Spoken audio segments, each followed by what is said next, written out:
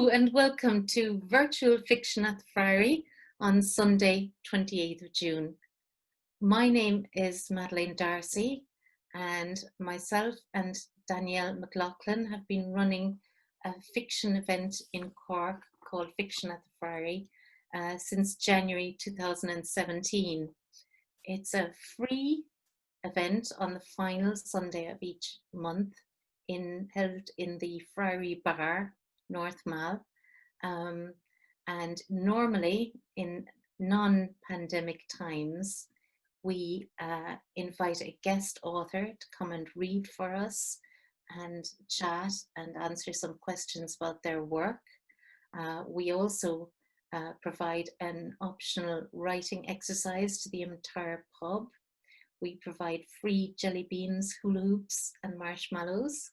And we also run a free book raffle. And we finally present an open mic with some really great local authors. However, in the past few months, we've not been able to do that. So we cancelled March. In April, the fantastic author Neil Hegarty very kindly recorded reading an interview for us. And in May, we invited guest author Barbara Beyer. Now in June, we have the pleasure of hosting Andrea Carter, brilliant crime writer, and I'll just hand over now to Danielle McLaughlin. Hello everyone. We're delighted to have Andrea Carter as our guest author this month. Before I introduce Andrea, I'd like to briefly thank our sponsors, Cork City Council, School of English UCC, J. Rapamara Solicitors and Hogan Architects. And I'd also like to say a big thank you to Mike Darcy of the Friary Bar, who has hosted us for the past 3 years, and we look forward to being back in the Friary before too long. Today we'll be running an online free book raffle, and we'll have more details about that after this event on Twitter at Fiction Friary and also on our Facebook page, Fiction at the Friary. Andrea Carter grew up in Ballyfin, County Laois, and she studied law at Trinity College. She lived and worked in Inishowen, County Donegal, running the most northerly solicitors' practice in the country before returning to Dublin to practice as a barrister.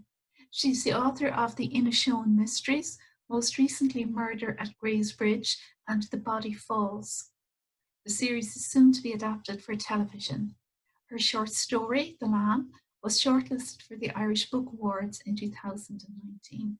The Sunday Times has said of her work, Carter excels in recreating the cloistered, gossipy confines of a small Irish village. The Inishowen Peninsula community, where everybody knows everybody else's business, is a fine stand-in for the mannered drawing room society of a Christie mystery. Inishowen is a place close to my own heart, and I'm very much looking forward to chatting to Andrea today. First, I'm going to ask her to read for us. Thanks a million, Danielle, and thank you, Madeleine, and thank you both for having me on. And I really hope to get to the Friary at some stage and sit in the audience and eat jelly beans and enjoy whoever happens to be reading. So I'm going to read firstly from Murder at Gray's Bridge, which was the last book that was published in the Inishowen Mystery series. And Murder at Gray's Bridge is sort of an homage to the big country house mystery. And it centres around a wedding taking place in an old, creepy country house. And about half of the action takes place in the old country house, and then it moves to an island. And so I'm going to read from a short way into the book. So this is the Friday night, the night before the wedding. And Ben O'Keefe, my protagonist, isn't feeling well, so she goes to bed earlier than everybody else. Other than some clearing up noises from the kitchen, the house was quiet. Standard lamps glowed here and there, and the light was dim and low as I made my way up the stairs. I dawdled, full of curiosity. feeling privileged to have the place to myself, and stopped to have a look at a portrait I hadn't noticed halfway up, drawn in by the stern expression of its subject. It was a woman with a high collar and a cameo brooch who looked as if she might have been a governess. Beside her were some other framed photographs, old, sepia, a sort of family gallery, I assumed. In one, a man and woman and two children stood stiffly in front of a house I recognised instantly as Gray's Bridge. I was wondering if these were Ian Gray's ancestors, if one of them was Louisa Gray herself, when a figure appeared at the top of the stairs. I shivered, then instantly told myself off for being silly enough to be spooked by a ghost story. I leaned silently into the wall, trying not to make the floorboards creak underfoot. But the figure, barefoot and in pyjamas, hadn't seen me. He was too busy concentrating on taking something from a side table and hurrying off. Though I couldn't see his face, I was sure it was Finn. I tiptoed the rest of the way up the stairs. When I reached where he had been, I saw that one of the little porcelain figurines I'd seen earlier was missing. There had been 3, and now there were only 2. I was sure of it. But why would a teenager steal something like that, I wondered. He was gone, so I continued on to my room. On turning the key and pushing open the door, I noticed a strong, heavy scent that hadn't been there before. And when I turned on the light, I saw that a vase of blue hydrangeas had been placed on the dressing table. I wondered who had put them there. I found it hard to imagine who would have had the time the night before the wedding. The scent was a little overpowering and the air was warm, so I opened the window before picking up my wash bag and heading down the hall. The heavy oak door groaned as I opened it. The bathroom was large, with black and white tiles and a bath large enough to fit 3 people. A precarious-looking shower, like a telephone box, looked as if it had been parachuted in a panicked attempt to modernise. I knew which one I'd be using in the morning. I turned on the tap and waited for the ancient plumbing system to growl into life. Back in my room, I discovered that I'd left in such a rush that I'd forgotten to bring a book. So I took the girl's own annual I'd found earlier to bed, propping a pillow behind my head and flicking through the pages, careful to handle them as gently as I could, conscious that the book had survived a century already. I noticed some recipes flagged and remembered what Ian Gray had said about Louisa's eating disorder. Was she the one who had marked them? Pineapple pudding and oyster soup were expected, but the lentil dal took me by surprise. I thought Indian cooking was more of a modern thing. After a few minutes, I found a short story and settled down to read. It was just what I needed. And when my eyes began to flutter, I put the book on my bedside locker and climbed out of bed to close the shutters before turning off the light. I was drifting off when I heard boats from outside, voices from outside, the islanders going back to their boats, I presumed. But they faded quickly, and I turned onto my side and fell asleep. An hour later, I woke to the sound of some kind of large vehicle on the drive and a beeping noise like a lorry reversing. A delivery for the wedding, I thought sleepily. It didn't last long, and I fell back asleep. A while later, I woke again, this time with a jolt. It felt as if I'd been asleep only minutes, but when I checked my watch, it was 3 a.m. My heart was racing. What had woken me? A noise again? But no, the house was quiet, and outside there was nothing but the soft sound of the waves. A bad dream? I couldn't remember. With increasing disquiet, I knew what was wrong. There was someone in the room with me. Hands trembling, I flicked on the light and my eyes darted fearfully around, from wardrobe to the window to the hand basin. There was no one there. But there was something. I was sure of it. A presence, a sort of thickening in the air. I shook myself. I could see the entire room and there was no one there.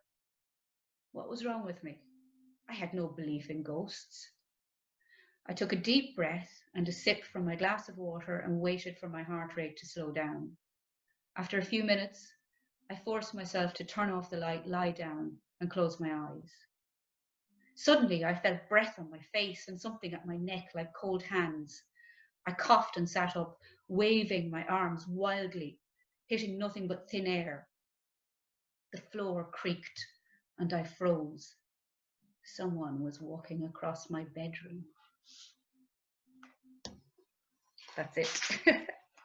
Thank you so much for that reading. I really enjoyed it. I love all your characters, and that was very scary. Poor Ben. In several reviews, you've been described as an Irish Agatha Christie. That seems to come up a lot. And John Connolly has said of your work that Tana French has some serious competition. And your work has also been compared to Anne Cleeves. And I just wonder, how do you feel about these comparisons, and which is your favorite? Oh, I think, well, first of all, I think John Connolly has been very kind to me, and I think that's a very, very kind comparison, comparing me to Tana French. I would be a massive fan of Tana French's. So I was thrilled about that, but I'm not sure how much competition I am really to her. But John has been very kind about my books. In terms of the Agatha Christie comparison, I think that any writer who writes relatively traditional mysteries is going to be compared to Agatha Christie. And mine are very much in that almost golden age style of writing crime fiction. In my books, you can be guaranteed not to be exposed to very graphic violence. You can be guaranteed that there will be a body fairly close to the beginning of the book. There is an amateur sleuth. There will be a limited cast of suspects, and there will be a solution, and justice will be served at the end. So I suppose when those ingredients are present, then there's going to be an inevitable comparison with Agatha Christie. But I love Agatha Christie. I mean, I grew up reading Agatha Christie, so anytime anybody compares me to Agatha Christie, I'm thrilled. But I think her strength has always been her plots. But also her characterization. I think, you know, she's often criticized for her characters being tropes, but I think there's a universality to a lot of her characters. You know, the kind of the bore of a colonel. I mean, you're going to meet that guy in a bar in Ireland. He won't be wearing medals on his blazer, but he's just as capable of, you know, boring the pants off you and telling you his old war stories. So I suppose, in short, I'm thrilled anytime I'm compared to Agatha Christie and Anne Cleeves. So Anne Cleeves is an amazing crime writer. I met her at New Ireland about a year and a half ago, and I had promised myself I'd be awfully cool, and I wasn't at all. Yeah, I mean, I had a really nice chat with her, and then I had to go and do something as part of the festival. And before I left, I just went, I just have to tell you, I think you're amazing. I love all of your books. I'm a huge fan. And she just burst out laughing. So, but she was lovely. She was really, really lovely. So yes, I'm thrilled with all those comparisons, I suppose, and I don't think I could choose one. That's wonderful. Thank you, Andrea. I think, you know, Agatha Christie, I think maybe went out of fashion, but I always loved that kind of book. And I feel now that younger people are reading those mysteries as well. But what I wanted to talk to you about is that I've noticed in recent years here in Ireland, there's been a plethora of fantastic Irish crime writers, particularly women writers like yourself. And I'm not going to name all of those authors because I love their work, and I'd be so terrified that I'd leave a name out. but they all deserve such kudos, and so do you. It's fantastic. But I have a theory about these writers, Irish crime writers, especially the women, that maybe we were brought up to be very good girls, and so we're drawn towards a little bit of evil. I don't know whether that's the case, but why do you think there has been such a surge in? Well, I think there are probably 2 points there. One is why there has been a surge in Irish crime writing, in female Irish crime writing. I think you have a point. I think that women have been expectations are there that women behave in a certain way. There's supposed to be a softness about them, and they're not supposed to be interested in darker things. And I suppose now that's changing, and women are resisted, and they are drawn to darkness. So now they're permitted to write these kind of books, and so they are writing these kind of books, and nobody's telling them they can't. But also, I think women have always understood fear. And I think women write fear incredibly well. And I think they write it better than men generally. I think men experience fear in a different way. And I think as little girls and as teenagers, we are always told, don't walk home on your own at night. Don't go to that part of town on your own. I'll pick you up. I don't want you standing there outside that shop, disco, whatever, on your own. So you are constantly taught to be afraid, and that you should be afraid, and that that's necessary to your survival and your safety, that you feel fear. So little girls are told that they should be afraid. And whether that's right or wrong, I'm not going to get into that, but it's a fact. It's a fact that all of us, I would say, all three of us would say that at some point, one of those things have been said to us. Don't walk home don't walk home on your own. Don't be standing out there on your own. Be careful, mind yourself. And often, and men aren't told it in the same way. Little boys growing up aren't told to be afraid. They're not taught to be afraid. So I think women know fear, and even women, all women experience fear. Some of them experience it in a more real and more visceral way, but we all experience fear. I was at a writers group a few years ago, and I'll always remember this. And there was a male writer who I respect, and he's a great writer, and he was reading a piece that he had written to the others in the group, the other writers in the group. And he happened to be the only man at the meeting this night, and the others were all women. And the piece that he wrote was from the perspective of a woman who got into a lift with 5 men, just in an office building or something. She didn't know any of them. And she was looking at the decor in the lift, and she was looking at the mirror, and she was looking, so her mind was somewhere else entirely, you know. And then she got out and she went about her business or whatever. And all of the women in the group said that if a woman got into a lift on her own with 5 men she didn't know, or even 5 men she knew a little bit, the one thing on her mind would be, am I safe? I'm here in a very small space, an enclosed space with 5 men. Am I going to emerge at the top floor intact, okay, safe? And she, on some level, would heave a sigh of relief when she got out of the lift. And that hadn't even occurred to him, the notion. And he said, but you know, she has no reason to fear these men. You know, these are men in suits. You know, she's not afraid. Why should she be afraid? And all of the other women said, it's there in the back of your mind all the time. If you're on your own with 5 men, you're going to be nervous.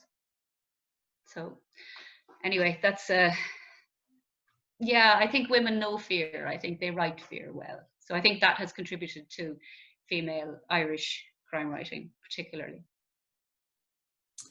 I know in a show on Well, Andrea, and you do such a fabulous job of capturing the essence of the place, and it's such a wild, beautiful, desolate place. It's going to be an amazing setting for a television series. And I'm wondering if you've been involved in the making of the television series, if you can tell us anything about that.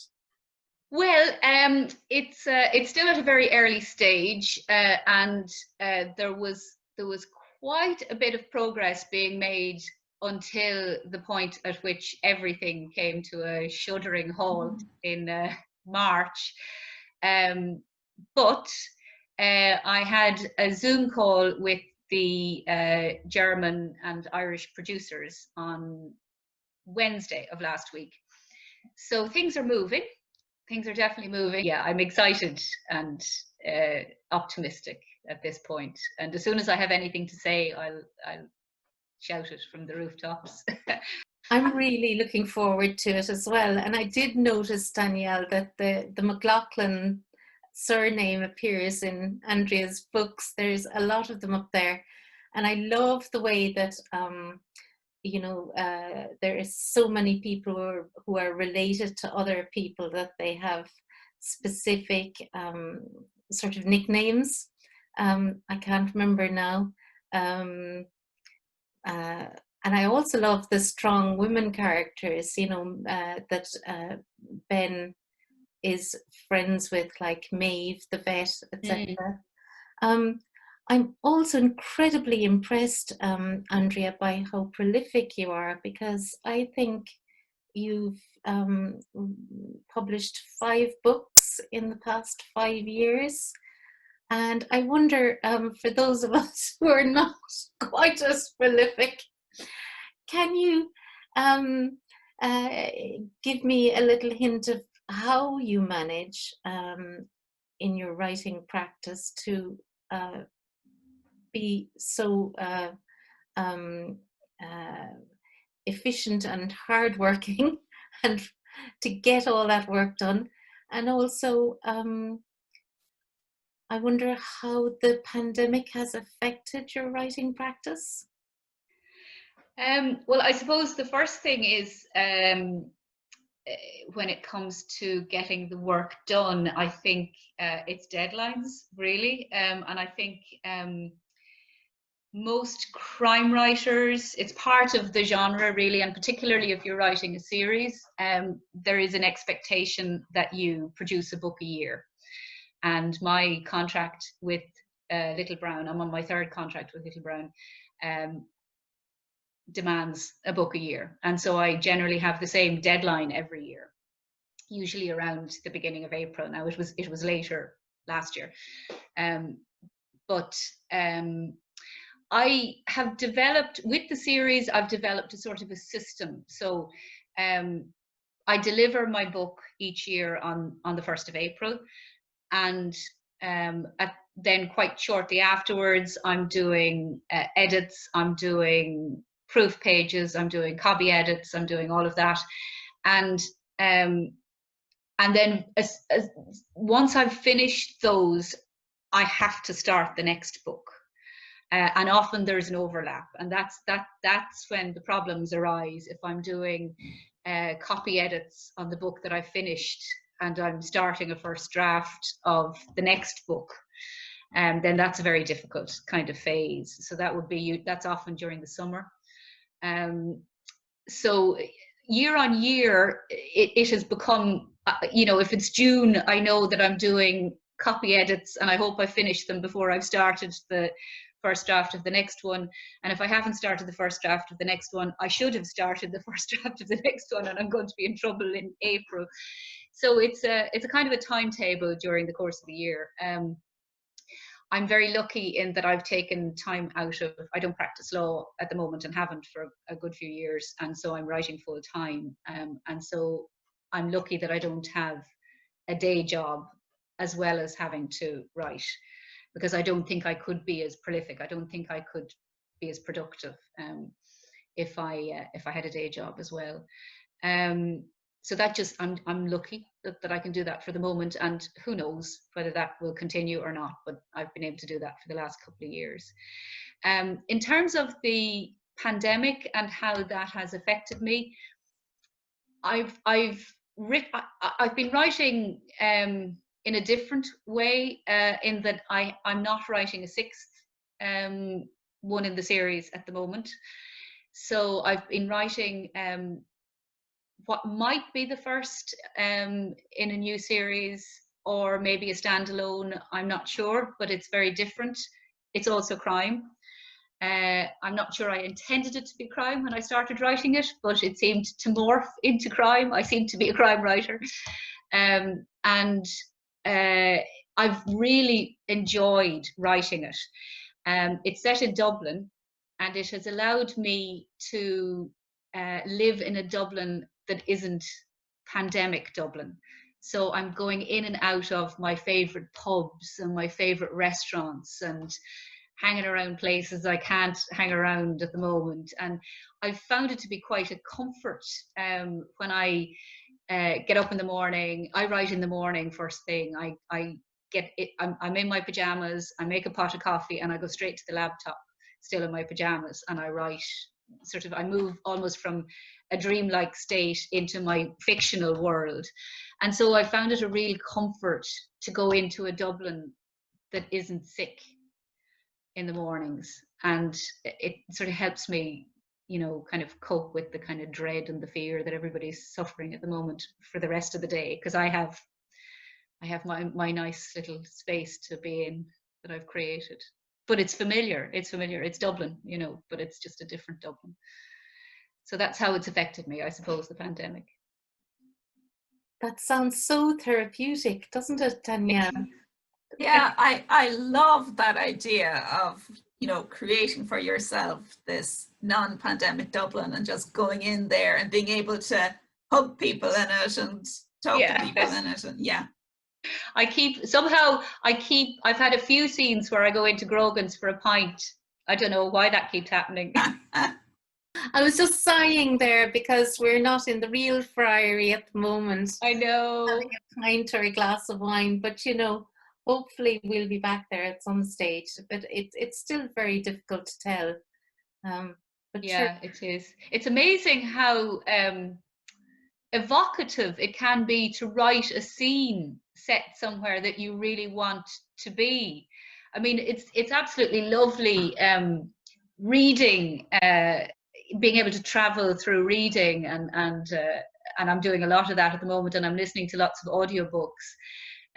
But I actually find writing a scene somewhere I desperately want to go back to is lovely.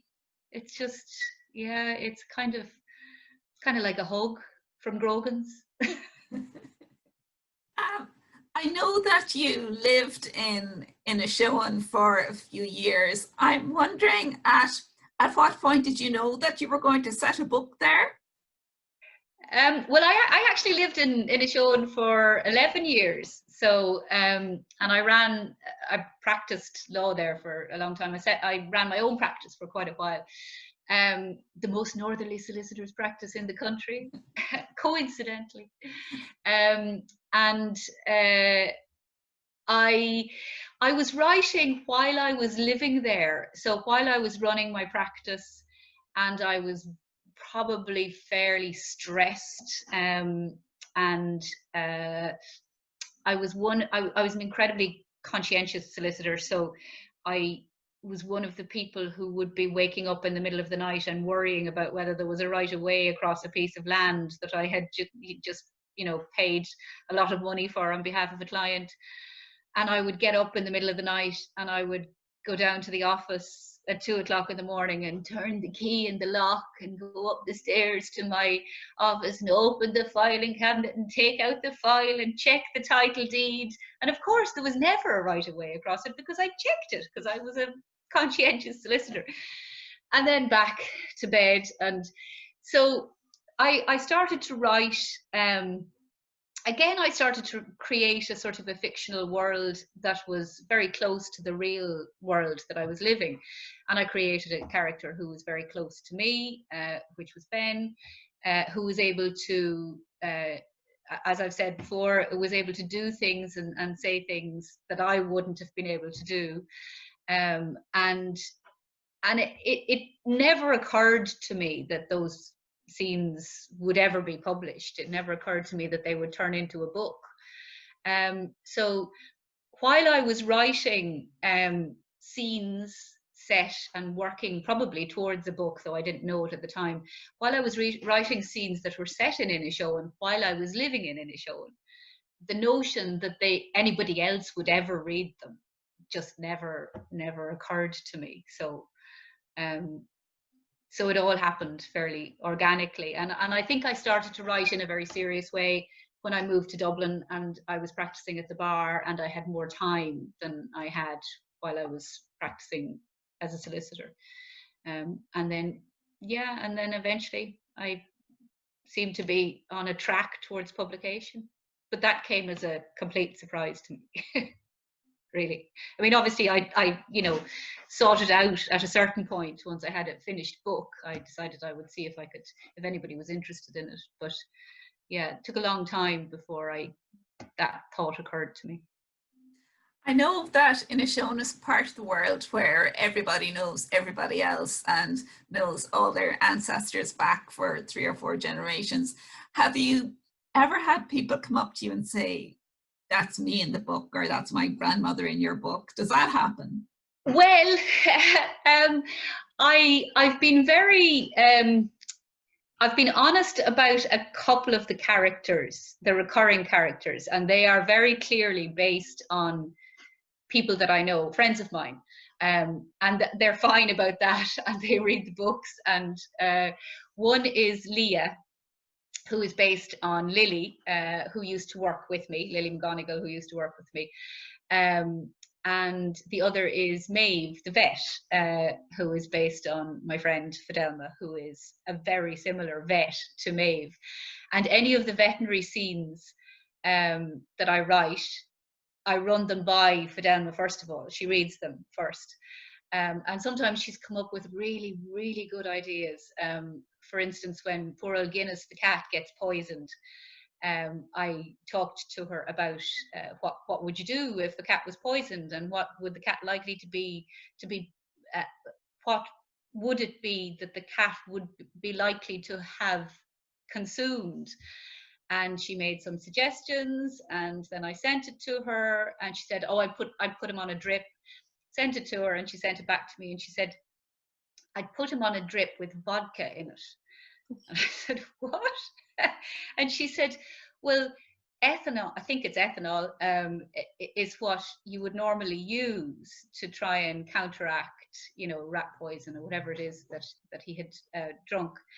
But most veterinary practices don't have it. So we always keep a bottle of vodka somewhere because it works just as well. So it would never have occurred to me to put the cat on a drip with vodka in it, but it was a lovely thing to put in the book. And so that often happens. Any veterinary scene that I have in the book, Fidelma has full editorial control over it. But she's Maeve, or Maeve is based on her, certainly. I mean, she's not Maeve, but Maeve is inspired by her, let's put it that way.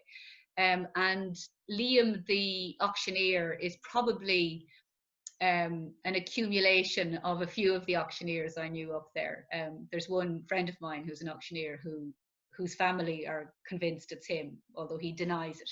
He says if Liam does anything bad, it's not him, and if Liam does something lovely, it has to be him. So yes, there is a bit of that's me. But I'm very, very careful about not referencing any legal work I did, or obviously, I mean, I'm a lawyer, so I'm not going to take any risks in that area. I'm going to be very careful about that. It was so interesting to hear you talking about your friend the vet and the cat and the vodka. Oh my God, where would you? It's like writing gold, I know, isn't it? Where would you get that kind of detail? It's fabulous. Oh, she's brilliant. So, I mean, there's a scene in one of the books as well, which I meant to mention, with You've probably seen it with a ewe sitting in a bucket with I was a. going to mention that one. And The woman, the plastic pot. yeah, but I saw that when I called to her practice at some stage. I said, "What's going on out there?" And she had to tell me that that's what she normally does, because it's not, if you put something on their head, they don't move. Will you read another piece for us, Andrea? Sure, I will. Now, I'm going to read from the latest book, which is The Body Falls, which came out on the 2nd of April, so absolutely slap bang in the middle of lockdown. And there were various launches and events arranged around it, but all had to be cancelled. So I'm not very experienced at reading from this book yet. Normally I would be a month or two after it's published, but so bear with me.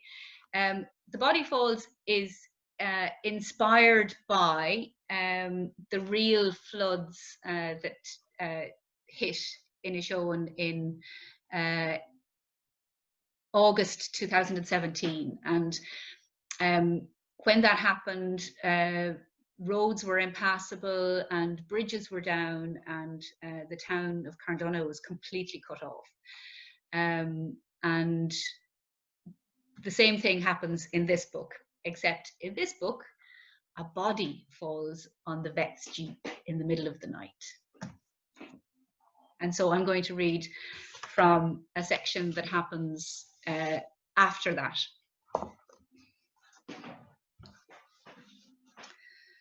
A strange sheen glinted off the soaking heather.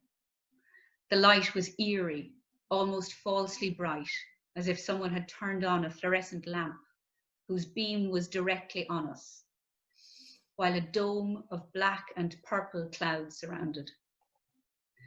The rocks glittered with the wet, and on the road I saw fallen stones and soil that Malloy had mentioned. Maeve was lucky they hadn't fallen on her windscreen too. Some looked sharp enough to do some serious damage, although lucky was probably stretching it. The light darkened suddenly when we got out of the car, as if that same someone had turned off the electrics. It started to drizzle, and we pulled up our hoods. I walked up the saturated road to where Maeve's jeep had been when we'd arrived last night. Derek followed me without a word. Everything had been removed now. The cordon, Maeve's jeep, the tarpaulin. You'd never have known that anything untoward had happened. I suppose there would be little to be gained by marking off the bog in torrential rain. At least Malloy had been able to carry out a short search while it was relatively dry this morning. Our gaze was drawn upwards to the sheep on the slopes, their wool sopping, their blue and red markings, the only bit of bright colour around. The hill was a burned-looking yellowy grey, patched with grey shale, as if from a quarry of cut stone. Whatever evidence the rain hadn't washed away, the sheep would soon trample, I thought. Derek stood in the middle of the road with his hands on his hips, adopting the same posture I'd seen outside Phyllis's shop. I wondered what it was he suffered from. It was the left leg that seemed to give him bother. So this is it, he said. This is where it happened. You're sure? I nodded and looked at the ground where I'd seen the tarp the night before. I was here, I said quietly. He turned, his head snapping around in my direction. You were here? But I thought the vet found him. She did, but I was here shortly afterwards. She's my friend, the vet. She called me.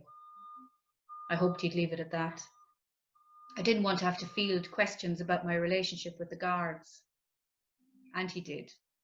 He fell silent again, the wind and rain battering at his hood. Then, without warning, he marched over to the edge of the road, where the land rose sharply, dotted with clumps of heather and glistening rocks, standing almost exactly on the spot where his brother's body had been lying under the tarp. But I chose not to tell him that. Instead, I pointed to the bank.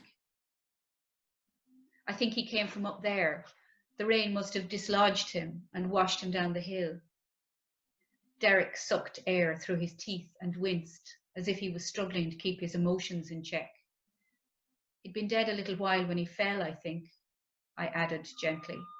I wasn't sure if this would be of any comfort, but part of me wanted to exonerate Maeve from any suspicion. Derek looked up to where I'd indicated, hands shielding his eyes. Without a word, he set off to climb the hill, his back rigid, legs striding on ahead, seemingly ignoring any pain.